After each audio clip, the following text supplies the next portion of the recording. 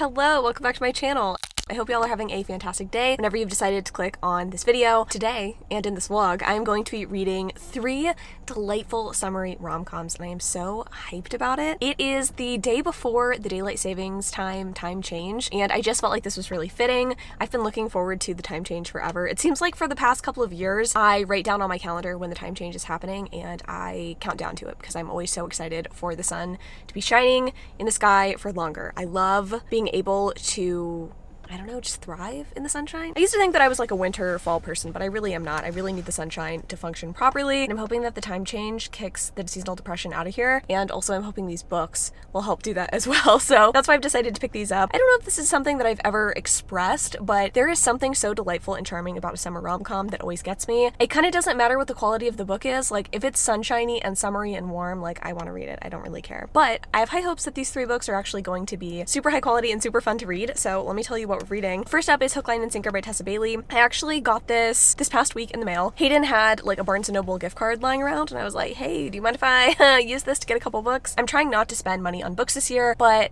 I'm gonna use up the gift cards that I have, right? Or the gift cards Hayden has in this case. This is a friends to lovers book, and I've heard like mixed things about it. Some people say it's good, but not as good as It Happened One Summer, and I'm glad I know that going in because it kind of tempers my expectations, though I feel like I'm still gonna enjoy this because I'm such a friends to lovers like fan. I think the first one was a little bit more on the enemies to lovers side, which is maybe why people liked it more. I don't know, but I'm excited to pick this one up. I'm also going to be reading The Roughest Draft. This book, full disclosure, was not one that was like super on my radar until I looked at it on a list for a list video that I may or may not be doing, and it seems like it's going to be kind of beach read-esque. It's kind of a friends to lovers thing. I think there is writing involved, so it's like beach read meets whatever the fuck the other book that Emily Henry wrote that I don't like is. I think this is going to be fun. I'm excited to pick it up. I don't know much about what it's about, but it's called The Roughest Draft, so writing's involved, and there's people in like swimsuits on the cover, so we're going to be reading that. And then maybe the book that I am most excited about is If You Change Your Mind by Robbie. Robbie is a personal friend of mine, so I'm just so overjoyed and excited for him to have his book published, and then it also just sounds like something that I am super going to be into. It is a queer love story. I think that there's kind of like a love triangle at the center of it, and it's set in the summertime, and it just sounds so delightful, and I'm excited to give that one a read.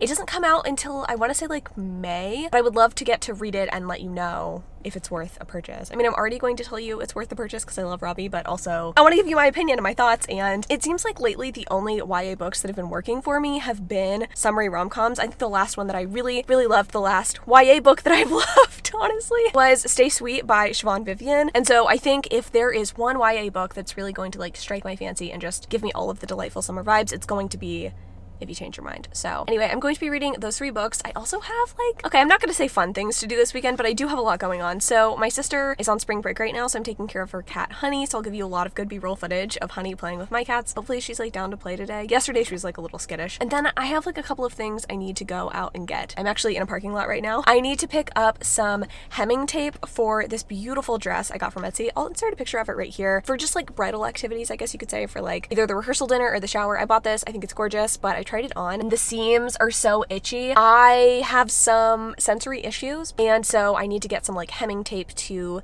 like flatten out those itchy seams so I can wear this dress because it's beautiful. I spent money on it. I want to be able to wear it, so I need to get some hemming tape, and I also need to get some dry shampoo because I was using the last of my dry shampoo today. I am Flake City, right? Like, seasonal dandruff is a real bitch, but on top of that, if you put like the last dregs of dry shampoo on a flaky scalp, not cute, because the last part of dry shampoo, like the last few sprays, is like all of the powder and none of the liquid, and it looks bad. It looks like a snowstorm in my hair right now, and while I will be washing my hair tonight, I need dry shampoo to function. And I buy at Marshall's, and they always have Batiste or whatever on sale, so I'm gonna do that. I know, thrilling things, very thrilling. Maybe I'll get some like fun stuff from Marshall's and show you. I don't know. But we're gonna have a fun weekend together, hopefully. And I'm hoping it warms up as well because it's like 37 degrees and I have to wear a coat. Driving. I will catch you at home. In the meantime, enjoy some delightful cat B-roll.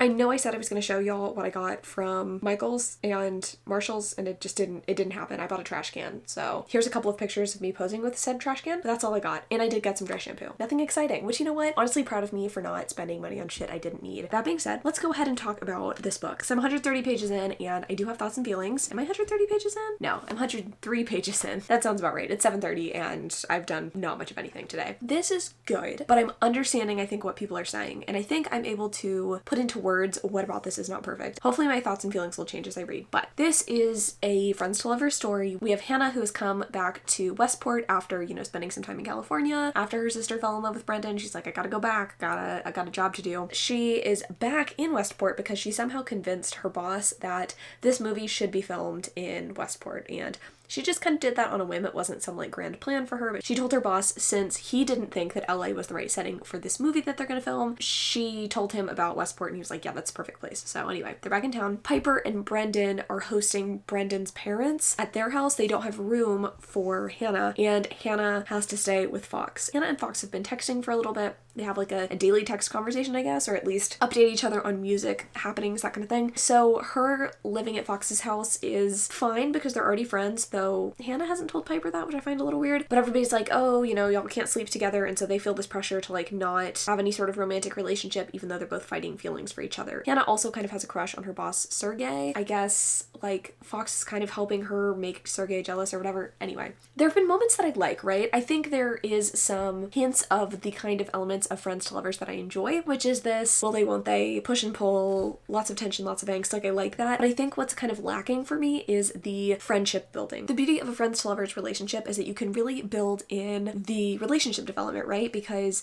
there's going to be a lot of talking, there's going to be a lot of hopefully like relatability, and you're going to understand why these people are friends in the first place, and then how that could grow into something more. I think in a lot of cases, friends to lovers can be much more well developed than an enemies to lovers situation, because it can be hard to convince me that people that hate each other want to fuck and like be together forever. Like, it doesn't totally work, you know, conceptually, unless you do a really good job at it, and I'd argue a lot of authors don't. But I think my issue is that we do get like text conversations in the prologue between Hannah and Fox, but we don't really get any more relationship development from there. It seems like a lot of their friendship building and like relationship development happened behind the scenes, happened before the book started, and we're supposed to believe in their chemistry and believe in their relationship. It's not that I don't believe it, I definitely believe the sexual chemistry because Tessa Bailey does such a good job at writing that, and I can feel like the palpable sexual feelings that these two have for each other, but I'm not really believing the friendship. Even the text conversations in the prologue, in my opinion, weren't enough to really make me think, oh yeah, you know what, these guys, like, they're friends. They're really, really good friends.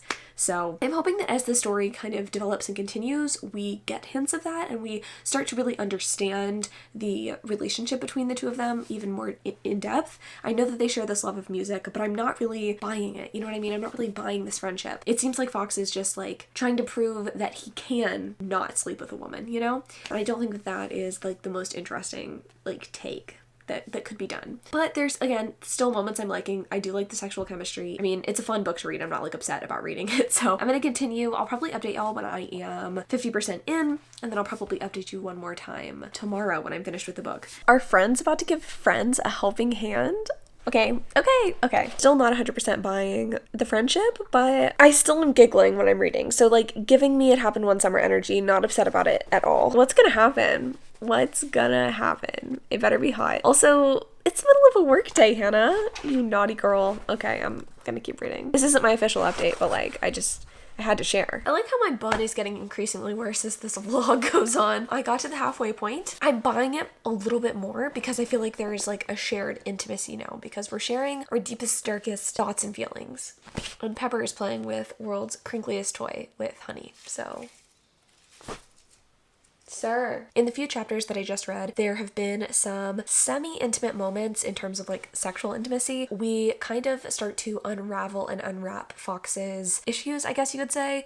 He comes from a background where his dad was kind of a ladies' man and I think cheated on his mom. He promised himself that he would not be his dad. Like, he didn't want to turn into his dad, but unfortunately people just assume that he is like his dad, and so he's kind of dealing with the trauma from that a little bit. That could be an issue for some readers, like, oh, like, poor you, you're so sexy and everybody wants to have sex with you. I tend to appreciate a vulnerable guy, and regardless of what his vulnerabilities are, I can respect a guy who is trying to like work on things. And you can tell that FAQS is definitely wanting to kind of step away from this sort of ladies man persona and actually, you know, develop feelings for someone. And we learn about, you know, a past relationship that he had and how that turned a little bit sour. It was sad. Like, I definitely like felt for him. And then we have Hannah, who is dealing with some guilt because she doesn't remember her deceased father. And she feels like she should have this sort of like connection with him since she's in the town that she was born in and that like her dad was a really big part of. And Piper, who's older than Hannah, definitely like remembered her dad a little bit and, you know, really sought out to remember him. And Hannah feels guilty that she doesn't feel that same like calling. And then she's also kind of dealing with her own insecurities about, you know, not being the leading lady type and not being able to really develop the confidence to go for what she wants. She has finally asked to shadow someone and kind of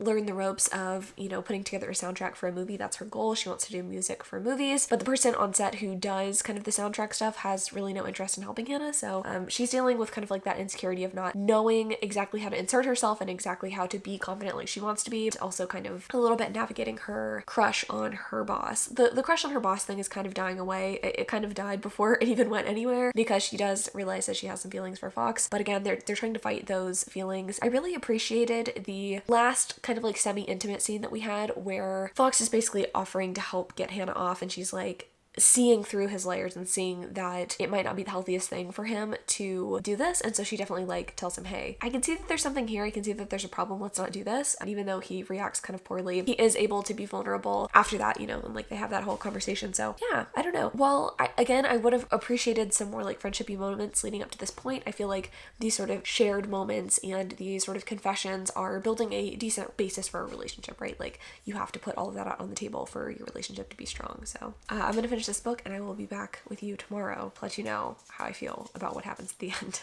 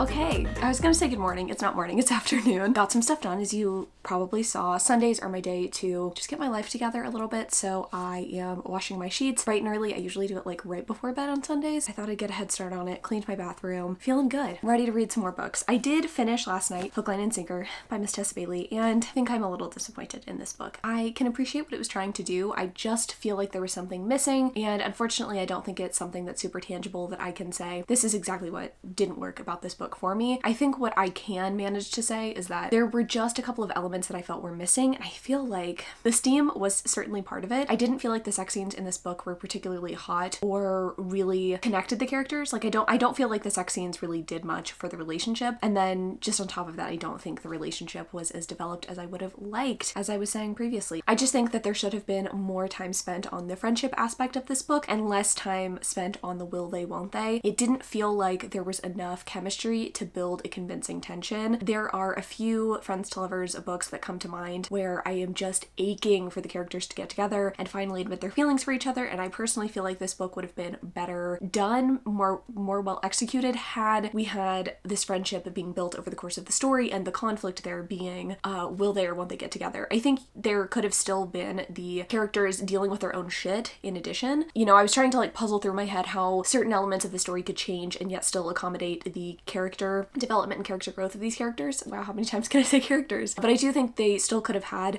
you know, Fox not wanting to treat Hannah poorly and not like fall into his old Lothario sort of ways, with there still being the romantic relationship development and friendship being built in the story. I don't know, I kind of lost my train of thought as I was saying all of that, so hopefully that made sense. It just wasn't perfect for me, and it's hard to separate my feelings for Tessa Bailey's writing in general and the way that I felt about this book. And I think like if I were going based off of how much I love Tessa Bailey books, this would be a 4-star read, but I think based on what sort of romance this was, it was a 3-star read for me. I don't have a desire to reread this book. This is not something that is going to wind up on my best books of the year list, which is kind of disappointing, but there is another Tessa Bailey release this year. I think it's like an indie published title that's like kind of a murder mystery. I don't know. It comes out later in the summer and I'm excited for that one, hoping that it sort of fills the gap and fills the like yearning that I had for this book. I realize that sounds pretty glum. I don't think this was a bad book and I'm glad that I read it. I'm not upset about it, but it definitely didn't do exactly what I wanted it to do. On a brighter note though, I am ready to read If You Change Your Mind by Robbie. I am wearing a t-shirt that was sent to me with this book, and oh my god, I don't know if y'all are Comfort Colors fans. I certainly am. This is a Comfort Color shirt and it is softer than any Comfort Color shirt I own, even my really well worn ones, so love this. 10 out of 10. Wearing this today, it feels really fitting for like a casual Sunday. I'm so ready to jump into this. The sun is shining so bright today. It is a little on the chilly side still, but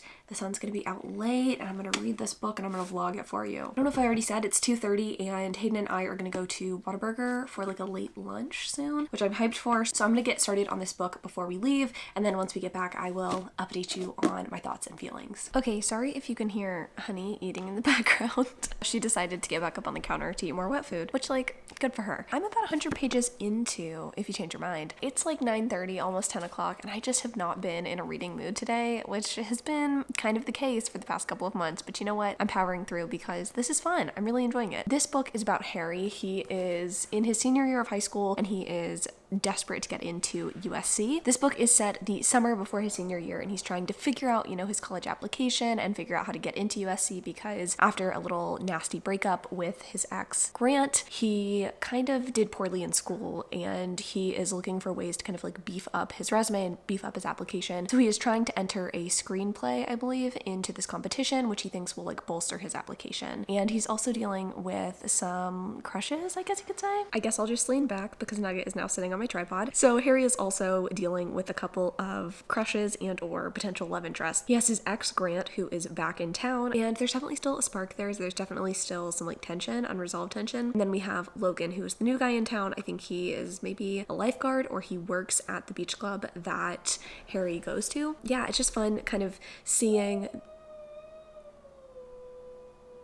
Anyway, so far I'm getting all of the good summer vibes. Curious to see what happens. I also know that Harry is dealing with some information that he's found out about someone and he's like, should I keep this to myself? Should I tell this person what's going on? I don't know. There's a lot happening in these first 100 pages, but in a good way. It doesn't feel like info dumpy or incoherent or incohesive or anything. Like it definitely all kind of feels like a good setup to a good summer rom-com.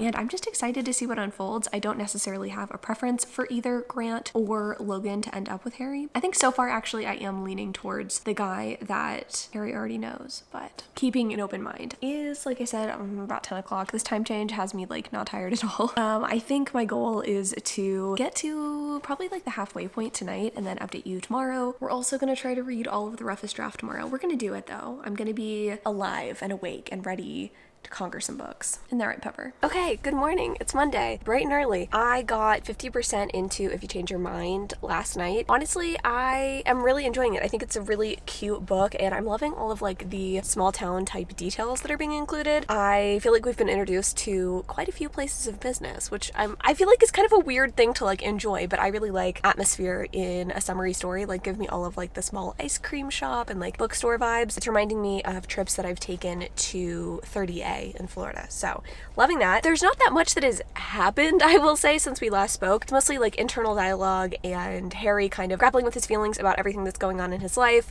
He's kind of struggling with whether he should tell this person some information. And I don't want to spoil it because I want you to be able to pick this book up on your own and, you know, experience it for yourself. But that's definitely a part of the story. And then we also have Harry just trying to kind of navigate his relationships with a bunch of different people. There's actually 3 guys that are sort of involved in the book. There's one guy who I don't think is necessarily a romantic love interest, but I actually really like him. He's a fun character. You know, we're also kind of exploring feelings for the old flame versus the new guy, Logan. So I don't know, I'm having a good time with it. I don't think this is going to be a story that has like some super intense threads in it, which I actually kind of like. Like, I don't want something that's going to be super intense. And I think in the author's note and just in general, like, Robbie's intention with this book was just to have like a fun summer rom-com read, a book that doesn't have coming out or anything like as a part of the story. And I really appreciate that. Like, this is just fun. I think I'll probably only update you one more time with this one though, because as lovely as it is, I don't feel like there is a ton that I can really share without spoiling the book. Like, obviously I'm not going to tell you who our hero ends up with. If he ends up with anyone, you know, who knows? Like, it could be a rom-com with no one winning, I guess, but I am liking this, and it is definitely like the good summery mood and vibes I need. It kind of looks sunny behind me, but it's actually kind of a cloudy day, which is kind of a bummer because, you know, time change yesterday. It was so sunny and delightful, but there are cloudy days in the summertime too. So I'm gonna keep reading this. I will update you when I'm finished. I'm at HEB right now. I don't know if I said that. I'm gonna grab some groceries. Fingers crossed that they have my favorite sourdough bread. Maybe I'll give you a grocery store haul when we get back, but I am going to run in there and I will be back, hopefully with this book completed. Okay, so I finished If You Change Your Mind, and it was really cute. I ended up giving this one 4 stars. I really liked the way things finished up. I really liked who Harry ended up choosing. He does end up with someone at the end of the story. I just felt like there was a lot to gain from this book. I actually messaged Robbie after finishing this, and he mentioned, you know, that it might not be a book for everyone since it is so character driven, and I think I definitely agree with that. This is a very character driven novel, and it's really about Harry kind of figuring out who he is on his own, and then also figuring out like maybe the kind of person he wants to be in the future. I really appreciated some of the choices that were made here, especially with regards to Harry's future and what he wants to do going forward. I feel like there are so many books out there that really focus on people trying to get into college and having these perfect futures lined up, and I liked the realism when it comes to Harry's character and him kind of figuring out that maybe he doesn't have it all figured out. I really appreciated that. Yeah, this was just really, really delightful. It was a book that not only kept my interest, but really had me craving summer, which I didn't really feel with the last book. Granted, the settings are different and like the intentions of the books were different, but this one, like, if you were looking for just really, really good summer vibes, I would definitely recommend picking this one up, and it definitely has me wanting to plan a trip to Florida. I highly recommend picking this up, especially if you're someone who really enjoys YA contemporaries. I think I've said in the past, the recent past for sure, that YA stories haven't been connecting with me quite as much, and that's definitely true, but I think that a summery YA contemporary is always going to be the exception to the rule. Like, I am very much invested in these kind of stories. I just think they're fun, and I really liked this. I am excited though to be moving on to our final book. We're going to be reading The Roughest Draft next. I think before that though, I'm going to go on a little spring walk. I haven't been outside in a while, and I'm just like craving some sunshine. It finally brightened up, and it's like 75 outside, which is like perfect weather. So I'm going to go on a walk. Maybe I'll take you along with me, and then after that we can start in on The Roughest Draft. Alright, I definitely look worse for wear after my walk, but I am 9 chapters and 64 pages into The Roughest Draft, and wow, dare I say interesting, dare I say intriguing, dare I say probably really good? I don't know. This is not at all what I was expecting. I don't know what I was expecting really. I was just kind of guessing this would be another like bog standard rom-com that I would be forced to read for a list video. Something along the lines of... There's some authors on here that blurbed this book that I was kind of thinking, Lyssa K. Adams, Jen DeLuca, Sarah Hogle. Like, I was just expecting a basic rom-com. This reads much more literary, which was initially kind of off-putting and irritating. I like my rom-coms to be easy to digest and easy to read. So off the bat, I was like, I don't really know about this. This might be a little bit much for me. The font size is also very small, which I'm not into. I'm like, God, okay, this looked like it was going to be a short, breezy read, and it's going to be neither of those things, right? But something about the way this is written, I just have a feeling is going to be really, really good. despite the prose kind of initially being like, okay, this is a bit much for a rom-com. So we have our two main characters, Nathan and Katrina. They have been a writing duo for the past few years.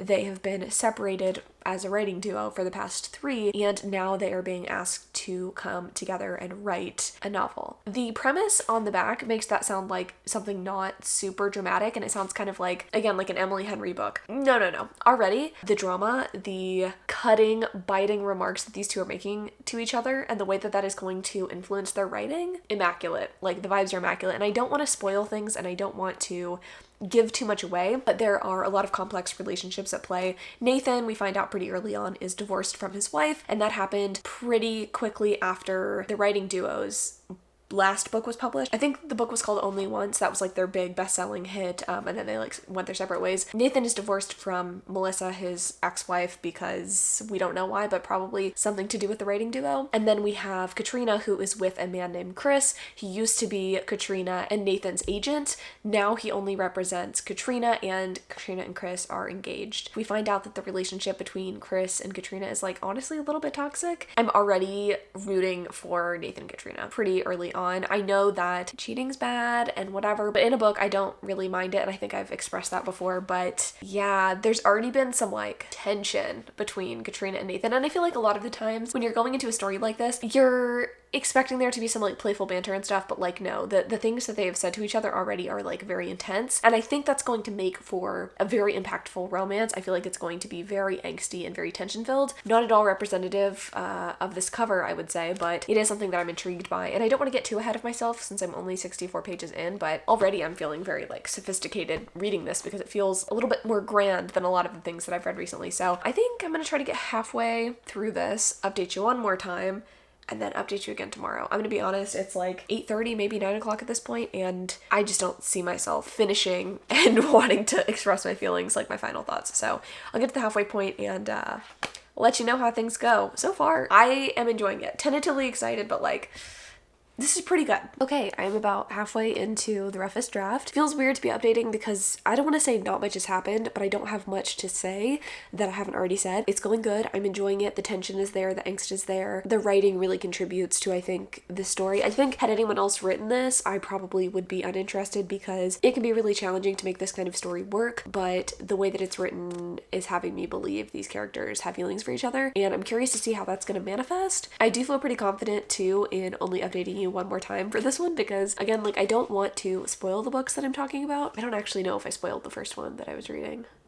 Can you really spoil romance? Like, besides, like, plot twists, I mean, the characters are gonna end up together anyway, but I don't want to tell you the juicy and heartbreaking moments in this book because that's, like, the whole point of this one, so I won't be telling you that, but I will let you know my feelings when I finish this. But so far, so good. I could see this being anywhere from a 5 to a 2-star read at this point. Actually, I don't think it's gonna be as low as a 2-star. I'm thinking, like, between 3 and 5 stars, but who knows? Maybe it'll surprise me. Monty replied to my Instagram story about this and said that it sucked. So Monty and I, we either have the exact same opinion on books or like completely opposite opinions on books. So I don't know. I guess we'll see. Hello, happy Tuesday. I finished the roughest draft this morning, bright and early at like 7 a.m. I was reading this late into the night, had to put it down right at the juiciest point, and when I woke up, this is immediately what I wanted to finish, which I feel like should be a pretty good indicator of how I felt about this book. I feel like enjoying this book puts me in a particularly strange situation because I 100% understand why other people don't like this book. I definitely wouldn't recommend this book to most readers, but for me, I think this worked a lot. I really enjoyed it. The biggest thing that I think people didn't like is the angst and the tension that didn't lead to some sort of like grand steamy scene or wild declaration. But I feel like this book has a lot of quiet moments that really spoke to me, and the prose, while kind of irritating initially, really worked to make this story what it is, and I enjoyed it. I don't know what else to say. It definitely doesn't, again, have that like huge angsty crescendo in the story. There is, you know, a sex scene that is intense, but it's not very graphic, and it's not something that I think a lot of people are going to be like swooning over. And I also think that the quiet conclusion to this book is going to leave some people a little dissatisfied, but this is a romance at its core. It does feel incredibly romantic, and you can tell the authors put a lot of themselves into this book. In the acknowledgments, they talk about how much this book means to them and how excited that they are to finally publish it, and I liked that. I also really liked the writerly relationship in the story. Writing played such a huge part in their romance. I feel like this is what Beach Read by Emily Henry wanted to be. you know, it doesn't have, like, there's one particular scene in Beach Read that I know a lot of people connect with. I personally connected with it as well. And while, like, sometimes having one standout scene in a book is nice, like, to me, this book in general is more of a standout than that one particular scene in Beach Read. I also felt like neither of the characters were as irritating as January, that's her name, right, in Beach Read. So this is the superior Beach Read. I'm gonna say it. And when I say Beach Read, I obviously mean Beach Read by Emily Henry. I don't think this is, like, a summery beach read. Though honestly, I could see myself wanting to pick this up in the hottest parts of summer. I don't know, it just fits that vibe. There's a lot of like sweaty moments in this book.